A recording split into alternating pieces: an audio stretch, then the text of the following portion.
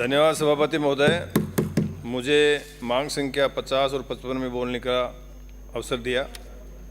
सामान्य बात जो किसान के सीधे हित की बात है, क्रय विक्रय सहकारी समिति से खाद, बीज और पेस्टिसाइड दवाइयों का वितरण होता है, लेकिन वो वितरण कब होता है?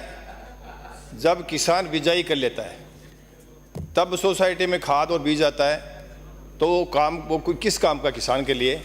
तो सिंपल सा निवेदन है कि किसान की बिजाई के समय उसको खाद और बीज मिले, ये सरकार सुनिश्चित करे।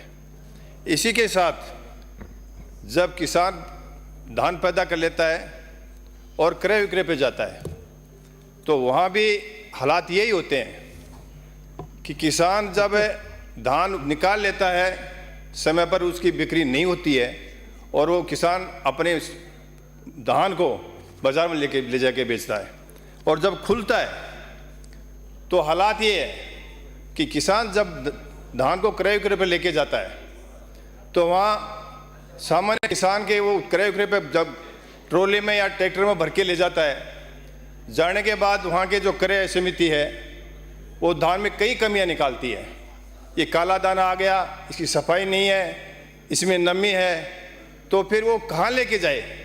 या तो भंडारण की वहाँ उसको डालने की जगह सुनिश्चित करें, नहीं करते हो तो उसके वो सफाई की करे, सफाई का भले ही उससे चार्ज ले ले, लेकिन उनको वो व्यवस्था करनी चाहिए वहाँ, लेकिन नहीं कर पाती है।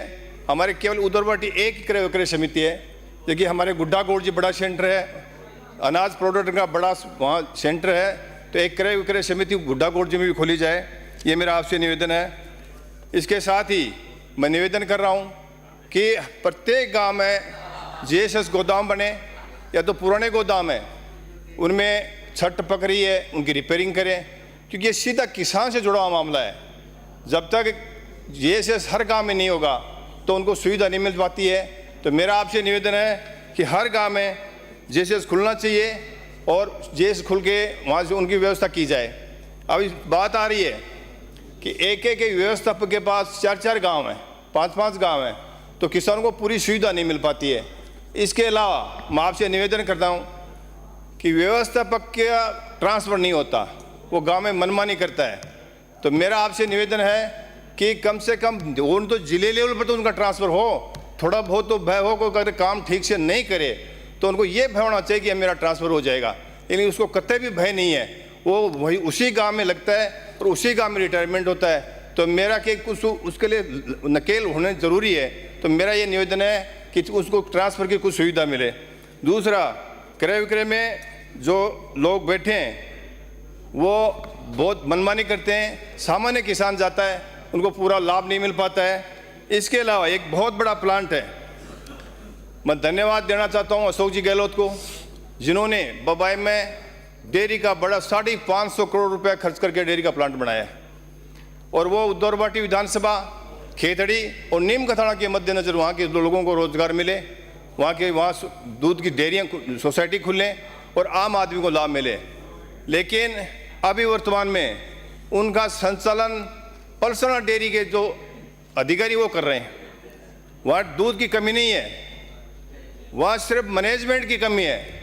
तो आपसे मैं निवेदन करता हूँ कि उस डेयरी को सुचारू रूप से चलाएं, जिससे वहाँ की डेयरी उदरवाटी, नीमका थाना और खेतड़ी के किसान, गरीब मजदूर, कोई एक आदमी को नहीं, हजारों परिवारों को रोजगार मिलेगा। वह सोसाइटियाँ खुलेंगी दूध की तो पूरा गांव के गांव में सुविधा होगी, और वहाँ उसके प्लांट में सारी सुविधाएं, दूध पैकिंग के, छाछ के, दही का, पनीर का, और पूरा प्लांट लगा, बड़ा प्लांट है। तो आपसे मैं निवेदन करूँगा कि आप गंभीरता से लें, क्योंकि वहाँ अगर एक डेयरी खुलती है और सबको सुविधाएं वहाँ है, तो हमारे उदौरबाटी, खेतड़ी और नीम थाना के लोगों को बड़ा रोजगार मिलेगा। इसके अलावा हमारे डीलर हैं वो कुछ पद खाली हैं, कुछ के पास वो मौके पर नहीं है, तो उनको किया जाए। इसके साथ ही हमारे जो ये पोर्टल वाली बात आती है, ये हकीकत सभी लोगों की पीड़ा है। ये खाद्य पोर्टल खोलें और लोगों को ये नाव जोड़ें, जिससे उनको लोगों को सुविधा मिले। इसके अलावा मैं निवेदन करता हूँ कि सभी मैं यही निवेदन करता हूं कि ये जो पोर्टल है इसकी सुविधा जल्दी से जल्दी करें। मेरे को मौका दिया, धन्यवाद। जय हिंद।